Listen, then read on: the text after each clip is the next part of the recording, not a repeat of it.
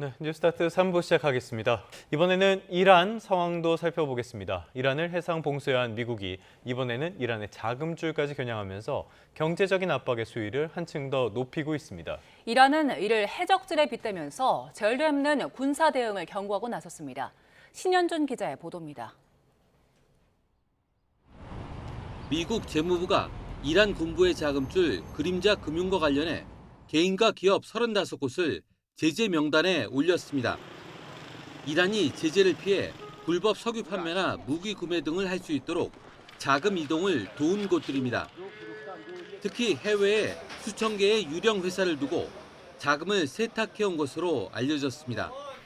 스콧 베선트 미 재무장관은 이런 불법 자금이 이란의 테러 활동을 지원하고 미국과 동맹, 나아가 세계 경제에 직접적인 위협이 된다고 경고했습니다. 해상 봉쇄에 이어 자금줄까지 막히자 이란은 강하게 반발했습니다. 미국의 해상 봉쇄를 해적 행위이자 강도질로 규정하고 조만간 전례 없는 군사적 조치가 뒤따를 것이라고 경고했습니다. تلاش کردیم اهدافمون رو بروز کنیم بانک اهداف رو بروز کنیم. 이런 가운데 그동안 단일 대우를 유지해온 이란 강경파 내부에서도 균열 조짐이 감지됩니다. 이란 반체제 매체는 일부 초강경파 의원들이 종전협상단을 지지하는 서명을 거부하면서 갈등이 수면 위로 드러났다고 전했습니다. 경제 상황도 악화하고 있습니다. 이란 화폐 가치는 1달러에 180만 리알까지 떨어지며 사상 최저치를 기록했고 식품과 의약품 부족까지 겹치며 민생 불안이 커지고 있습니다. YTN 신현주입니다. 이란의 해상 봉쇄가 길어질 것이라는 우려 속에 국제 유가가 연일 급등하고 있습니다. 미 연방준비제도는 고유가로 인플레이션 수준이 높아졌다며 기준금리를 예상대로 또 동결했습니다. 뉴욕 연결해서 자세한 상황 알아봅니다. 이승윤 특파원, 국제 유가가 또 크게 올랐다고요? 네, 그렇습니다. ICE 선물거래소에서 국제유가 기준인 6월 인도분 브렌트유 선물 종가는 배럴당 118.03달러로 전장 대비 6.1% 상승했습니다. 브렌트유 선물은 장중 배럴당 119.76달러로 고점을 높이며 지난 2022년 6월 이후 약 4년 만에 가장 높은 수준을 기록했습니다.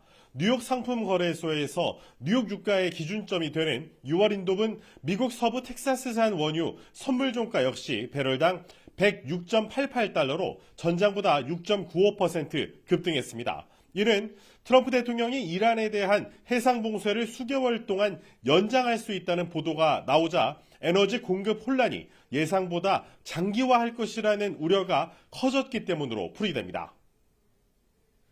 네, FOMC 회의 결과도 나왔는데요. 어떤 선택을 했습니까?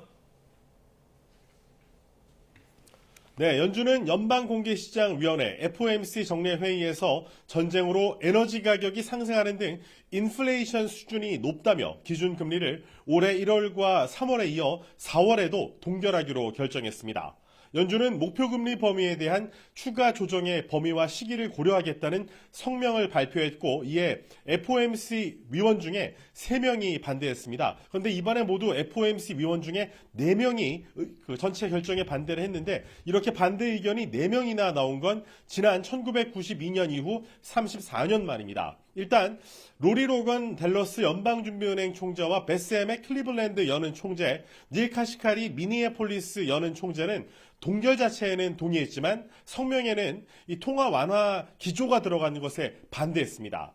친트럼프 성향의 스티븐 마이런 연준 이사도 반대 의견을 냈는데 앞에 3명과는 정반대로 0.25%포인트 금리를 인하해야 한다는 걸 이유로 내세웠습니다.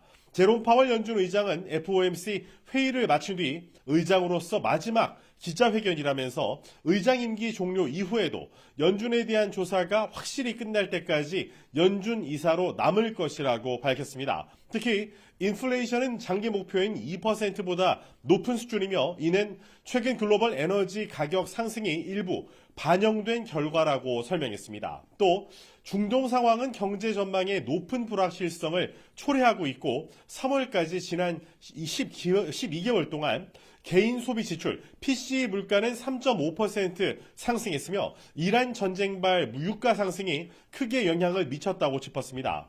이어 케빈 워시 연준 의장 후보자에게 축하 인사를 전하면서 연준의 결정은 이사회와 FOMC 위원들의 집단적인 판단을 반영한다고 강조했습니다. 특히 연준은 객관성과 정직성, 미국인에 대한 헌신을 바탕으로 역할을 계속 수행할 것이라며 연준의 정치적 독립성을 트럼프 대통령에 맞서서 지켜줄 것을 당부했습니다. 이번 금리 동결 결정으로 한미 간 금리 차는 상단 기준으로 1.25%포인트를 유지하게 됐습니다. 제롬 파월 연준 의장은 이란 전쟁이 미국 경제에 큰 불확실성을 초래하고 있다고 우려했는데요. 직접 들어보시죠. Developments in the Middle East are contributing to a high level of uncertainty about the economic outlook, and we will remain attentive to risks to both sides of our dual mandate. 금리 인하 기대감이 내려가면서 우량주 30개로 구성된 다우존스 지수와 대형주 위주의 S&P 500 지수는 하락했고 기술주 중심의 나스닥 지수는 소폭 마감했습니다. 상승 마감했습니다. 이 이유는 매그니피스턴트 7에 속한 거대 기술기업 빅테크 4곳이 모두 예상치를 뛰어넘는 매출 실적을 기록할 것이라는 기대감 때문이었습니다. 실제로 세계 최대의 전자상거래 업체인 아마존은 1분기 매출이 1년 전보다 16.6% 증가한 1,815억 달러를 기록했다고 공시해서 월가 예상치인 1,773억 달러를 웃돌았습니다. 구글의 모회사인 알파벳은 1분기 매출이 1년 전보다 22% 증가한 1,099억 달러를 기록해 예상치 1,072억 달러를 상회했습니다. 세계 최대의 소프트웨어 업체인 마이크로소프트는 회계연도 3분기 매출이 1년 전보다 18% 증가한 828억 9천만 달러를 기록해 역시 월가 예상치 813억 9천만 달러보다 높은 수준을 기록했습니다. 페이스북의 모회사인 메타 플랫폼스는 1분기 매출이 563억 1천만 달러로 예상치를 훌쩍 뛰어넘었습니다. 그리고 전년도의 매출보다 3% 정도 매출이 올랐지만은 시설 투자 전망치를 상향 조정해서 이 장외 거래에서는 주가가 하락하고 있습니다. 지금까지 뉴욕에서 YTN 이승윤입니다.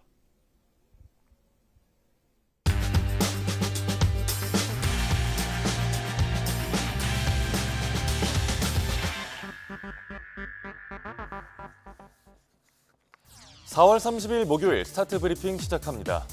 먼저 볼 서울신문 기사는 노숙 위기 청년 이야기입니다. PC방과 사우나에서 은폐된 노숙을 하고요. 상당수가 월 100만 원도 못 버는 현실에 놓여 있습니다. 먼저 월 소득부터 볼까요? 노숙 위기 청년의 73%가 월 소득이 100만 원이 채 안 됩니다. 또 54.5%는 임시 일용직에 종사를 하고요. 80%는 근로중단을 경험한 걸로 나타났습니다. 어렵게 이렇게 돈을 벌어도 소득의 대부분이 식비와 주거비를 해결하는 데 빠져나갑니다. 돈이 남으면 빚을 갚는 데 쓰고 저축이나 문화, 여가 생활은 언감생심입니다. 경제적으로 어렵다 보니까 끼니를 거르고 또 병원 진료를 포기하거나 미룬다거나 또 핸드폰 요금을 못 내서 통신 두절을 겪기도 합니다. 이들이 겪는 사회적 고립과 정서적 어려움도 심각한 문제입니다. 여성 청년의 경우에는 젠더 폭력과 결합된 주거 위기를 겪는 경우도 많은 걸로 나타났습니다. 노숙 위기 청년을 별도의 정책 대상군으로 명시해서 지원할 필요가 있어 보입니다. 다음으로 볼 동아일보 기사는 비인가 국제학교의 실태를 다뤘습니다. 불법으로 운영되는 시설이 많아서 교육부와 시도교육청이 전수조사에 나섰습니다. 전국의 비인가 국제학교는 130곳으로 추산됩니다. 하지만 대다수가 학원으로 등록한 뒤에 학교 형태로 운영되는 불법 교육시설입니다. 현재 국내에서 정식으로 인가를 받은 국제학교는 단 7곳에 불과합니다. 비인가 국제학교의 상당수는 영미식 학제와 커리큘럼을 따와 정식 국제학교처럼 간판을 내거는데요. 교육과정을 마치면 해외 대학에 갈 수 있다고 홍보하는데 학비는 연간 수천만 원에 달합니다. 학부모들 사이에선 조기 유학이나 국내 입시 경쟁을 피할 대안으로 인기를 끌고 있습니다. 하지만 관리 사각지대에 놓여 있다 보니 부실 교육이나 폐업 사례도 잇따르고 있습니다. 교육부는 해당 시설들이 시정 조치를 안 하면 고발이나 수사를 의뢰하고 폐쇄 명령까지 내릴 방침입니다. 그런데 비인가 국제학교만 이상 신호가 있는 건 아닌가 봅니다. 요즘 초등학교에서 반장 선거와 상장, 운동회 점수판이 사라졌다고 하는데 학부모 등살에 완전히 달라진 학교 풍경을 국민일보가 담았습니다. 각종 민원이 쏟아지자 아예 경쟁과 갈등의 소지를 차단하는 초등학교가 많아졌습니다. 스펙 쌓기의 일환이 된 반장 선거가 대표적인데요. 선거에서 떨어지면 아이가 박탈감을 느낀다는 목소리가 커지면서 아예 반장 선거를 없애버린 겁니다. 같은 이유로 전교생 앞에서 상을 주는 관행도 없어진 지 오래고요. 운동회 풍경도 달라졌는데 상당수의 초등학교는 천군 백군 점수판을 없앴습니다. 또 패배감을 경험하게 하는 게 정서적 학대라고 주장한 학부모도 있었다고 하네요. 일부 학교들은 점심시간 축구 금지령을 내렸는데 아이들이 다친다는 민원이 쏟아지기 때문입니다. 아이들이 무균실에서 경쟁 경험 없이 자란다면 사회 나가 느끼게 될 좌절감은 더 크지 않을까요? 학부모의 과도한 민원을 견제하고 학교와 교육청이 교사의 책임 부담을 나눠야 한다는 지적이 나옵니다. 끝으로 제2의 늑구가 언제 나올지 모른다는 조선일보 기사 보겠습니다. 우리 밖으로 우리도 나가볼까 이렇게 생각하는 동물 얼마나 많을까요? 최근 5년간 전국 동물원에서 발생한 사고는 93건이고요. 동물이 탈출한 사고는 11건입니다. 스트레스가 극심한 상황에서 탈출하는 경우가 많다고 합니다. 동물 탈출 사고가 발생하는 요인으로는 우선 시설 노후화가 꼽힙니다. 전국 동물원의 26%는 우리의 안전 상태가 심각한 걸로 나타났습니다. 동물원에 있는 우리 4곳 중에 한 곳은 언제든 뚫릴 위험이 있다는 뜻입니다. 사육의 전문성을 인정받아 허가를 받은 동물원은 작년까지 단 10곳, 전체 8%에 불과했습니다. 주요 동물원들은 동물 탈출 모의 훈련을 강화하고 있는데요. 그것보단 동물들이 생활하는 방사장 환경을 개선해야 탈출 사고를 막을 수 있을 걸로 보입니다. 4월 30일 아침 신문 살펴봤습니다. 지금까지 스타트 브리핑이었습니다.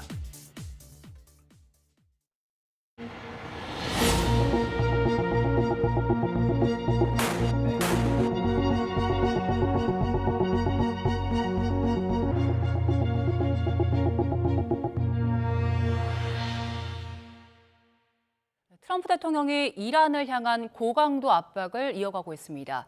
SNS는 자신의 합성 사진과 함께 짧은 글을 올렸는데요. 이란은 빨리 상황을 파악하는 게 좋을 것이다 이렇게 밝히기도 했습니다. 교착 상태에 빠진 중동 전쟁 두 분과 함께 짚어보겠습니다. 백승훈 한국외대 중동연구소 전임연구원, 이정환 한양대 경제금융학부 교수와 함께합니다. 어서 오세요. 네, 안녕하십니까. 네, 먼저 트럼프 대통령이 새벽에 올린 그 사진을 보면서 얘기를 좀 해보겠습니다. 사진을 한번 좀 띄워주시고요. 트럼프 대통령이 새벽 4시쯤에 자신의 합성 사진을 올렸는데요. 선글라스를 끼고 총을 들고 있습니다. 그리고 여기에 들어있는 문구를 보면 No more nice guy, Mr. Nice Guy 이렇게 써 있는데 새벽 4시에 어떤 생각을 한 걸까요? 글쎄요, 뭐 트럼프 대통령이 나이스가이였었던 적이 있었는지는 잘 모르겠지만 지금 어떻게 보면 정책 메시지라기보다는 그냥 전시적 이미지 정치라고 보시면 될 것 같습니다. 그러니까 우리가 나는 아직 강경하다 그리고 물러서지 않는다라고 하는 메시지를 보여주는 거죠. 네. 왜냐하면 최근에 로이터하고 입소스 그 설문조사에서 그 지지도가 트럼프 대통령의 그 국정 지지도가 34%로 어떻게 보면 트럼프 대통령 2기에 들어서서는 최저 수치가 나오지 않았습니까? 그래서 이렇게 떨어진 상황에서 트럼프 대통령이 그 어떤 외교적인 정교함보다는 정치적인 주도권을 회복하기 위해서 여전히 내가 이 협상의 주도권을 갖고 있고 내가 다른 카드가 있다. 그래서 내가 이제 지금 또 다르게 나설 것이다 이렇게 이야기를 하고 있는데 좀 트럼프 대통령이 쓸 수 있는 카드가 이미 다 꺼내 나와 있는 상태이기 때문에 지금 이란을 압박할 수 있는 카드는 지금 봉쇄 카드 외에는 특별히 보이는 것이 없거든요. 물론 이제 트럼프 대통령이 그 군사적인 공격을 할 수 있다. 우리가 기존에 얘기했던 그런 전력 시설이나 석유 생산 시설이나 민간 인프라 시설을 공격할 수 있다라고는 얘기는 했지만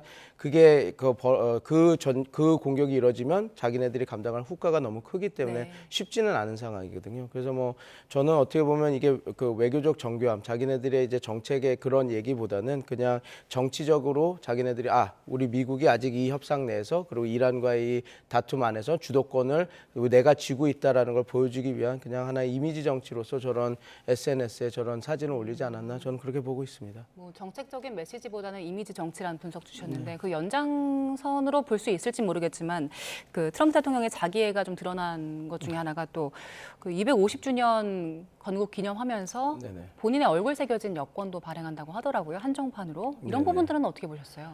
별로 옳지는 않죠. 왜냐하면 이제 자기 그 이미지 정치이고 상징 정치를 자기가 끌어들여서 트럼프 대통령이 이제 그 250주년, 그러니까 독립을 하고 250주년을 맞는 그 거기에서 이런 기념 그 여권을 발행한다 이렇게 하는 것인데 저는 이게 좀 여러모로 맞지 않다고 봅니다. 그러니까 이제 미국의 건국 대통령이라고 하는 토머스 제퍼슨이나 워싱턴이라고 하는 분도 자기네들의 그 우상화를 극히 꺼려했거든요. 근데 트럼프 대통령은 지금 현직인 대통령이지 않습니까? 우리가 물론 이제 미국에 많이 여행을 다니시니까 뭐 케네디 센터나 부시 무슨 센터나 이런 것들을 보면 물론 그 대통령의 이름을 딴 여러 가지 그런 그 기념 시설들이 있고 하긴 그 국가 시설들이 있긴 하지만 다 그게 어떻게 보면 대통령 임기를 마치고 나서 역사적 평가가 조금 이루어진 이후에 이렇게 그 이름을 써서 이런 것들이 그 만들어지는 건데 트럼프 대통령 이렇게 현직의 대통령이 있으면서 이런 것들을 한 경험이 거의 없는데 트럼프 대통령은 뭐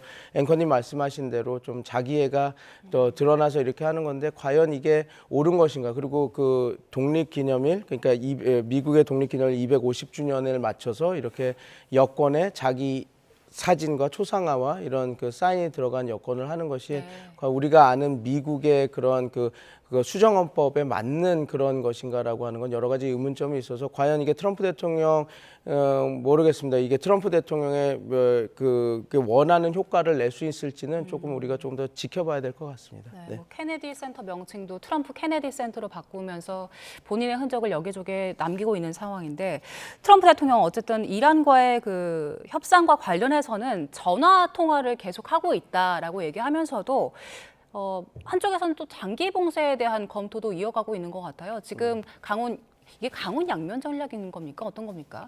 강원 양면 전략이라고 할 수도 있는데 강원 양면 전략이라고 하면 그냥 그 목적이 있어야 되는데 지금 목적이 뭔지를 잘 우리가 지금 밝혀내기 쉽지는 않습니다. 그러니까 그 강원 그 양면 전략을 하면서 이게 이란 핵 협상을 위한 것인지 아니면 호르무즈 해협 봉쇄를 풀려고 하는 것인지 그러니까 뭐 물론 이제 이런 트럼프 대통령이 그 여러 가지 그 강압 외교를 잘 써오신 대통령인데 강압 외교를 쓸 때도 항상 그 목적이 뭔지가 이제 확실히 확정이 되어야지 그런 것들이 이제 잘 우리가 보는 그런 그 강원 그 전략이 잘 먹히는 것인데 좀 트럼프 대통령이 뭐를 위해서 이런 이중 봉쇄를 하는지에 대해서 조금 명확하지가 않은 부분이 있습니다. 이게 그러니까 호르무즈 해협의 자유항행이나 이런 것들을 뚫어내기 위해서 이런 것들을 쓰는 것인지 아니면 협상 국면에 들어갔을 때 이란이 사용할 수 있는 호르무즈 봉쇄 카드를 그 지렛대를 부시고 미국이 원하는 협상 안에 들어갈 것인지 그게 목적이 돼야 되는데 지금 만약에 지금 후자라고 한다면 지금 협상에도 들어가지 못하는 상황이지 않습니까? 그래서 지금 말씀하신 대로 강압 외교가 지금 입안이 되고 있는 것으로 보이는데 과연 그 강압 외교의 목적이 뭔지 이게 정권 교체인 건지 협상을 위한 것인지 아니면 협상에 들어갔을 때 미국의 그 영향력을 높이려고 하는 것인지 그것이 확실하지가 않아서 그 트럼프 대통령이 원하는 효과를 이제 이뤄낼 수 있을지는 조금 회의적으로 지금 보고 있습니다. 네. 트럼프 대통령이 그 장기 봉쇄 준비해라 이런 지시가 있었다라는 보도가 나온 것과 동시에 일방 승리 선언에 대한 이야기도 나오고 있더라고요. 이 부분에 대해서는 그 연구원님께서는 지난번에 이란이 가장 두려워하는 부분이 이거다. 미국에서 일방적으로 승리 선언하고 빠져버리면 이건 이란에서는 굉장히 막막한 상황이라고 하셨는데 이 부분에 대해서 가능성 어떻게 보세요? 지금 그래서 트럼프 대통령도 그 펜타곤 그가 국방부에게 얘기를 지시를 했다고 그러지 않습니까? 그러니까 이란이 어떻게 나올지 한번 생각해보고 이란이 어떤 카드를 쓸지를 한번 다 그 시나리오를 다 보고서로 올려봐라 이렇게 얘기했다라는 것은 지금 말씀하신 대로 지금 이란이 가장 두려워하는 것은 트럼프 대통령이 그냥 일방적인 승리를 선언하고 나가는. 그래서 그 어떠한 경제적 유인도 지금 이란한테 제시하지 않고 나가는 것을 가장 두려워하거든요. 왜냐하면 지금 이란도 지금 이제 경제 위기가 엄청나게 지금 압박을 받고 있는 상황이라서 트럼프 대통령 그게 보상금 형태가 됐든 배상금 형태가 됐든 아니면 동결 자금을 푸는 형태가 됐든 경제적 유인을 이란이 받지 않는다면 이란도 지금 정권 생존에 있어서 큰 문제점을 많이 야기하는 상황이기 때문에 이게 지금 쉬운 상황은 아닙니다. 그래서 트럼프 대통령도 이란도 지금 계속해서 만약에 트럼프 대통령이 그냥 나가게 된다면 이 미국이 못 나가게 끌어당길 여러 가지 수를 싸고 있을 거고 만약에 그렇게 나간다고 한다면 아마 이란은 그 호르무즈 통행권 그리고 통행료 관련한 것들을 계속 붙잡으면서 자기네들이 이란 그 국가가 좀 경제적 유인을 아니면 경제적 그런 유인을 받을 수 있는 그런 것들을 지금 만들려고 여러 가지 고민을 하는 것으로 지금 보입니다. 네, 지금 그 미국 내 휘발유값 보면 갤런당 4.29달러. 그러니까 전쟁 이후 최고 수준 다다른 상태고 또 장기 봉쇄 이야기 나오면서 국제유가도 크게 치솟았는데 국제유가 상황 어떻습니까? 국제유가는 뭐 브렌트유 뭐 거의 120달러 근처까지 가면서 굉장히 많이 올라갔다는 얘기 드릴 수 있을 것 같고요. 119.76달러까지 도달하면서 사실 이제 휴전 협상이 진행될 때는 이제 100달러 안쪽에서 약간 안정되는 느낌을 보였는데 이제 이런 전쟁이 장기화되고 호르무즈 해협에 대한 어떤 봉쇄 같은 것들이 장기화되다 보니까 이 흔히 말하는 원유 공급에 대한 우려가 좀 심각해지고 있고 그런 것에 따라서 유가가 좀 반응하고 있는 양상들이다 이런 말씀 드릴 수 있을 것 같습니다. 아무래도 이제 원유 공급이란 것이 이제 그러니까 보통 이 가격 선물 가격이긴 한데 원유 공급이 너무나도 이 호르무즈 해협에 의존하다 보니까 이 호르무즈 해협이 갇히게 되면은 이 전체적인 원유 공급망이 흔들리다 보니까 가격이 민감하게 반응할 수밖에 없고요. 뭐 안 좋은 시나리오까지 간다. 뭐 이제 예전에 안 좋은 시나리오로 하는 것은 미국이 뭐 이란을 폭격한다든지 이런 시나리오까지 간다고 하면은 뭐 150달러까지도 예측을 하는 이런 분들도 이런 어떤 기관들도 있긴 했는데 뭐 그 정도까지는 안 가지 않을까라는 뭐 생각들이 있는 것 같다. 아무래도 이게 백 박사님 말씀하신 것처럼 휴전 협상이 계속 되고 있는 관계이기 때문에 결국 뭐 전쟁이 격화되지는 않을 거고 어느 시점에는 끝날 거란 기대감들이 형성이 되어 있어서 물론 이 시황에 따라 오르긴 하지만 뭐 150달러 넘어갈 거라고 생각하지는 않는 것 같다. 지금 상황에서는 그런 말씀 일단 드려야 될 것 같습니다. 네, 어쨌든 현 상황에서는 국제유가가 상당히 많이 오른 상황이고 또 물가도 걱정되기 때문에 연준에서는 기준금리 예상대로 동결하기로 결정을 했는데 근데 눈여겨볼 지점이 그 금리 인하를 한다는 표현에 대해서 3명이 반대 의견을 밝혔더라고요. 이거 자체가 좀 이례적인 거라면서요? 원래 연준은 보통 컨센서스라 그러죠. 이제 연준 그 이사들이 혹은 위원들이 이 의견에 대해서 동일한 의견을 냅니다. 미래 경제 방향이 어떻기 때문에 특별히 반대하지 않고 연준의 스테이트먼트에 대해서 어떤 이러한 특별한 의견들이 없는데 이번에는 사실 지금 뭐 금리 하지 말자는 거를 반대하는 건 아니고 금리 인하를 하는 이제 가이던스라고 이야기하죠. 미래 금리를 인하를 할 것이다라는 가이던스를 넣는 것에 대해서 연준 위원 셋이 반대를 했다. 그리고 연준 흔히 말하는 이제 금리 인하하자는 쪽이 한 명이 더 있으니까 그 4명이 반대한 이런 상황이라고 보시면 될 것 같고 원래 이 12명이 있는데 지금 뭐 3분의 1이 반대한 거는 굉장히 이례적이다. 1992년에 이 정도의 어떤 뭐 컨센서스가 깨진 것들이 한 번 있었는데 그때는 이제 전쟁도 있었고 그냥 이라크 전쟁도 있었고 그 미국이 약간 불황기가 오면서 인플레이션이라든지 실업률이 약간 어떻게 보면은 그 인플레이션을 잡으려면은 금리 올려야 되는데 실업률이 높아가지고 또 금리 못 올리는 이런 상황들이 되다 보니까 좀 컨센서스가 깨진 상황이 있었는데 이번에도 비슷하게 이런 어떤 연준의 가이던스, 연준이 미래에 금리 인하할 것이라는 시그널을 주는 것에 대해서 반대하는 어떤 생각을 가진 사람들이 있었다. 그분들 이제 3명이 반대 의견을 냈다라고 아마 이해하시면 될 것 같습니다. 일단 완화 신호를 주는 게 좀 시기가 빠르다라는 경각심을 준 것 같은데 이번 FOMC가 파월 회장이 마지막으로 주재한 회의였잖아요. 다음 달이면 임기 끝날 텐데 근데 임기가 끝나도 이사로 남아서 계속 활동을 하겠다 이런 메시지를 냈더라고요. 결국에 파월이 남는다면 미국의 통화 정책 급격한 변화는 없다고 봐도 괜찮을까요? 뭐 사실 아까 조금 덧붙이면은 완화 정책에 대해 혹시나 이제 미스리딩, 그러니까 잘못 가이던스를 할 수가 있으니까 이런 표현을 자제하자라는 그런 이야기로 보시면 될 것 같고요.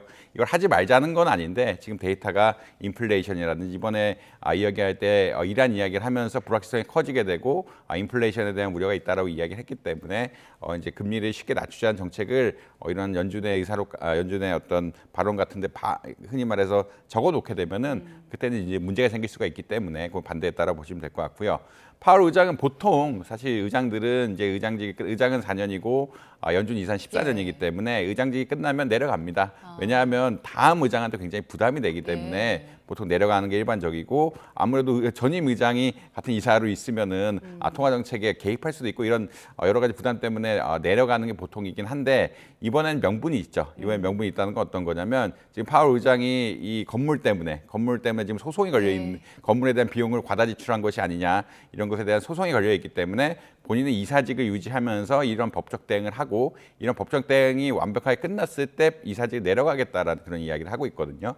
그 이야기는 어떤 거냐면 어떻게 보자면 파월 의장이 사실 어떻게 보면 자기를 보호하기 위해서 이런 정책을 하는 것도 분명히 있고요. 왜냐하면 이사직을 내려가게 되면은 법적으로 보호해줄 수 있는 어떠한 이런 장치들이 사라지게 되니까 본인을 보호하기 위해서 그런 측면도 있고 아무래도 이제 트럼프 지금 파월 의장이 나가게 되면은 새로운 이사가 한 명 또 임명이 돼야 되는데 새로운 이사가 또 어떻게 보자면 지금 스티븐 마이런 아까 금리 인하를 적극적으로 주장한 트럼프 대통령의 측근이 이제 경제 관료가 오는 듯 이런 상황들이 발생하게 된다라고 하면은 즉 새로운 이사가 트럼프 행정부와 또 너무 친한 사람이 오게 된다라고 하면은 연준의 어떤 금리 정책에 또 문제가 생길 수도 있기 때문에 양쪽에서 다 방어한 것이 아니냐. 본인이 이제 법적으로도 이사직에 있을 때 여러 가지 법률적인 조언이라든지 보호막을 칠 수 있는 이런 상황이 되어 있고 그다음에 전반적으로 봤을 때도 잘못하면 연준의 독립성을 훼손할 수 있는 새로운 이사가 올 수가 있기 때문에 이번에는 일반적인 케이스와 달리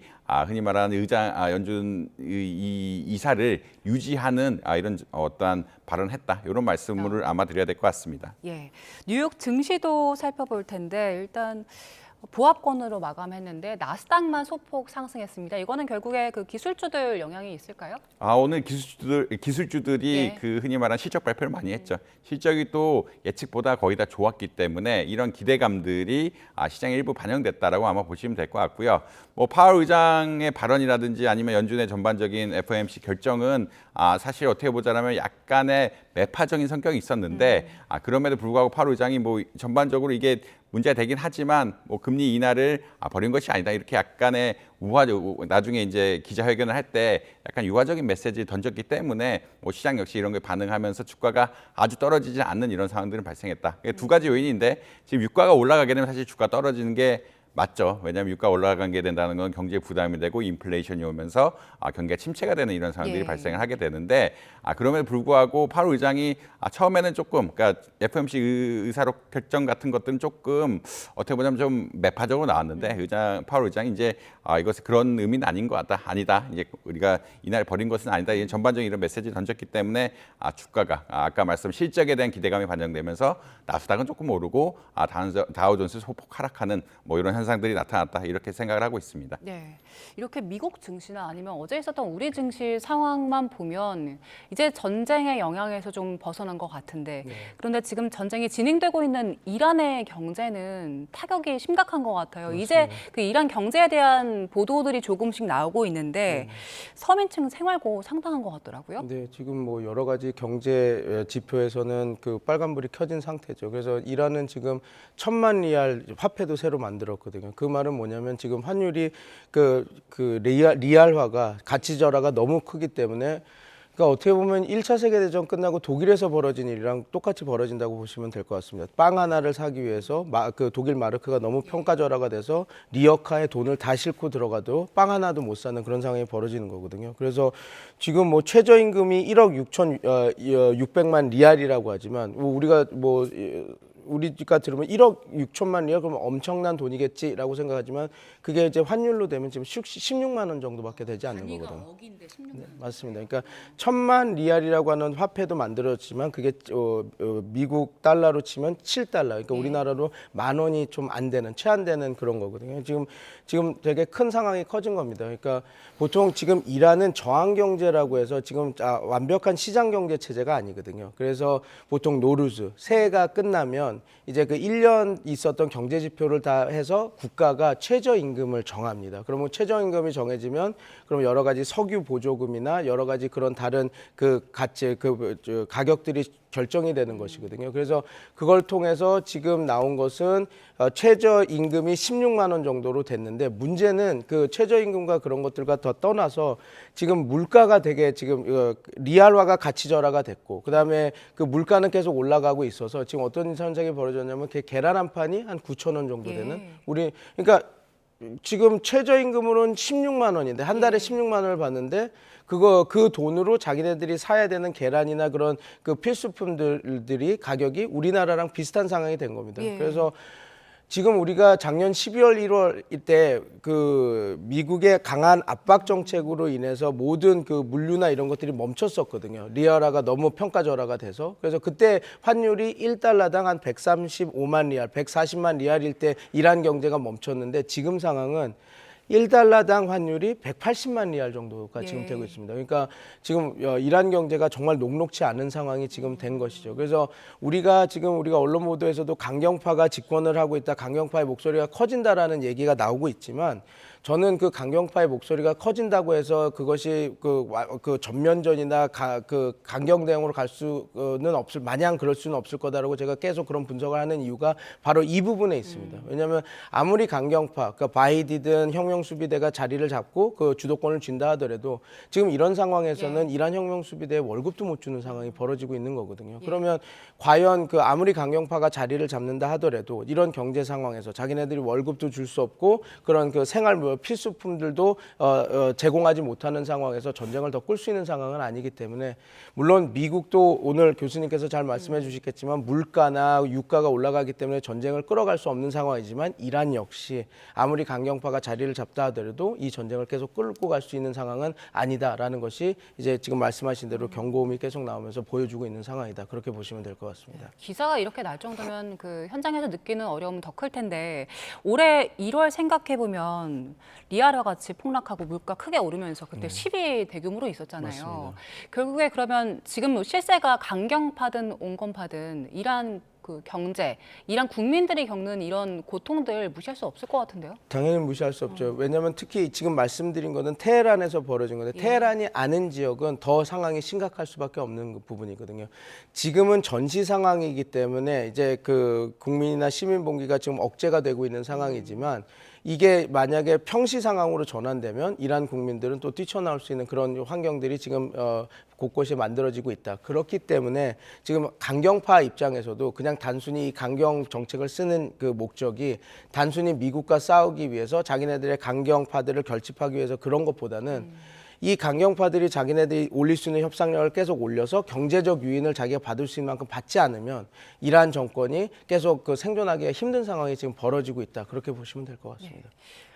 그런데 또 한 가지 궁금한 점이 그 이란의 지금 실세가 누구인가? 트럼프 대통령이 이란과 전화 통화로 협상하고 있다고 하는데 그 통화 대상이 누구인지는 아직 알 수가 없는 상황인데 그 이란 내부 상황은 어떻게 보고 계세요? 저는 그 트럼프 대통령이 누가 통화를 하는지는 잘 모르겠습니다. 왜냐하면 트럼프 대통령의 전화로 이란은 거의 그 붕괴 수준이다 이렇게 얘기를 하고 있는데 저는 이란 입장에서 그럼 우리가 붕괴 수준입니다 하고 그 지금 이 전시상에서 얘기할 그 상대방은 없을 것 같거든요. 그게 갈리바프든 아니면 그 협상파인 아락치든 그럴 거는 없고 트럼프 대통령이 그 이야기를 듣는다 그런다면 중재국인 파키스탄 중재자에서 듣지 않을까 저는 그렇게 생각하고 있습니다. 왜냐하면 트럼프 대통령이 쏟아내는 그 워딩을 만약에 그러니까 진짜 들어서 얘기한다라고 치다 하더라도 그게 지금 그 이란 측에서 지금 저 전시를 계속하고 있고 계속 미국과 강대강과 부딪히는 그 세력이 그렇게 얘기한다라는 거는 좀 상상하기가 쉽지 않거든요. 그래서 저는 트럼프 대통령이 듣는 그런 메시지는 이란이 이란이 했다라고 하면 이란이 그 파키스탄 에게 중재자한테 던진 것을 그 아마 그걸 거쳐서 듣지 않나 저는 그렇게 생각하고 있습니다. 이란 경제 상황도 그렇고 미국 경제 상황도 그렇고 전쟁을 더 끌어갔을 때 이제 힘든 상황이 지속될 수밖에 없는 것 같은데 그 후르무즈 청구서가 우리한테도 왔습니다. 5월 중소기업 경기 전망 지수가 지난달과 비교해서 많이 악화가 됐더라고요. 어느 정도 수준입니까? 사실 이제 중소기업 최강 경기가 2개월 연속 하락했다는 이야기는 나오고 있고요. 최강 경기가 하락했다는 이야기는 그다음에 저 올 전망 역시 77.6을 찍으면서 4월에 이제 80.8에서 많이 떨어졌다라는 이야기는 드릴 수 있을 것 같습니다.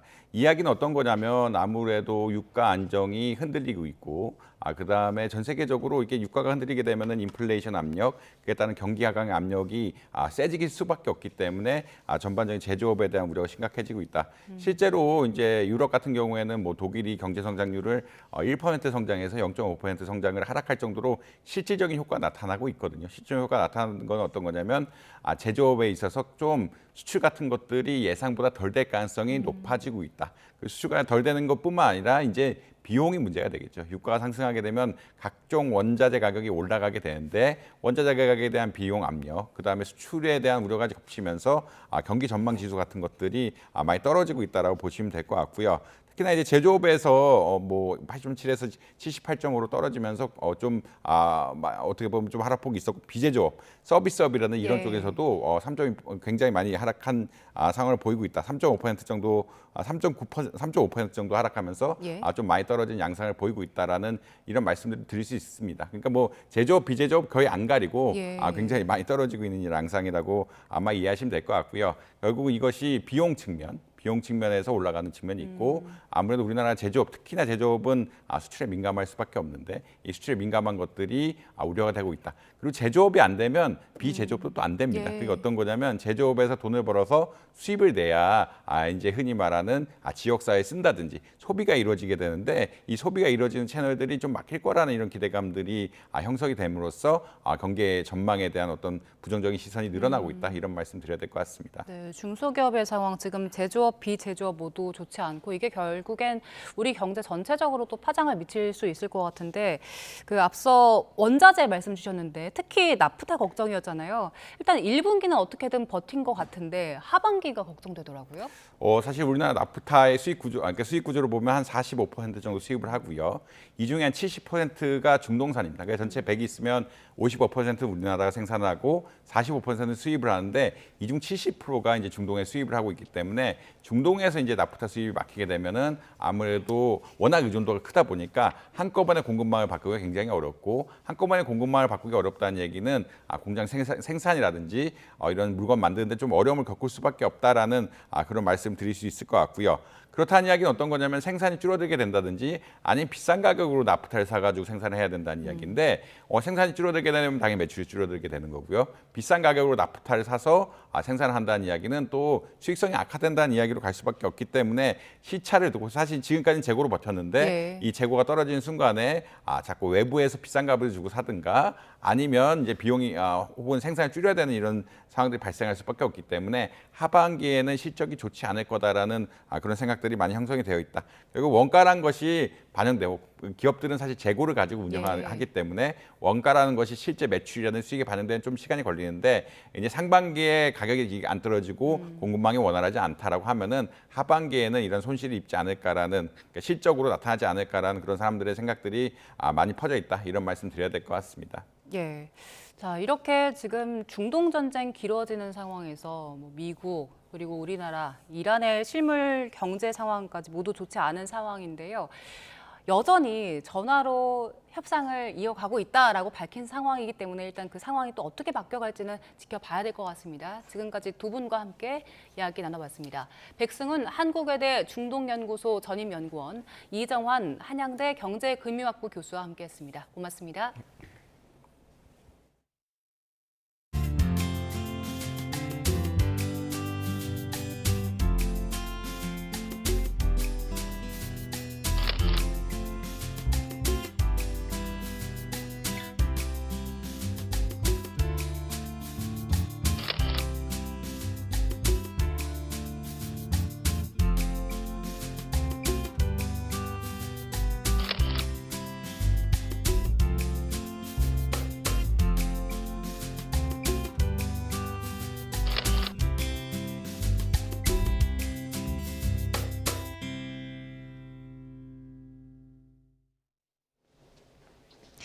(4월의) 마지막 날인 오늘 일교차 큰 봄 날씨가 예상됩니다.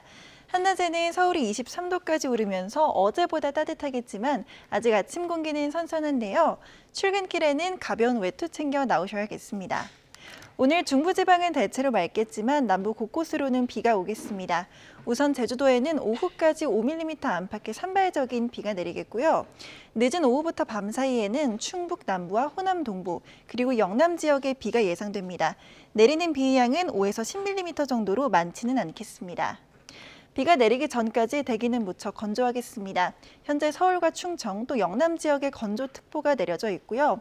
곳곳에서 산불이 잇따르고 있는 만큼 화재 예방에 각별한 주의가 필요하겠습니다. 주 후반까지 따뜻한 날씨가 이어지겠고 일요일에는 전국 대부분 지역에 비가 내릴 전망입니다. 날씨였습니다. 네, 4월 30일 YTN 뉴스타트 모두 마무리하겠습니다. 잠시 뒤 뉴스업이 이어집니다. 시청해주신 여러분 고맙습니다.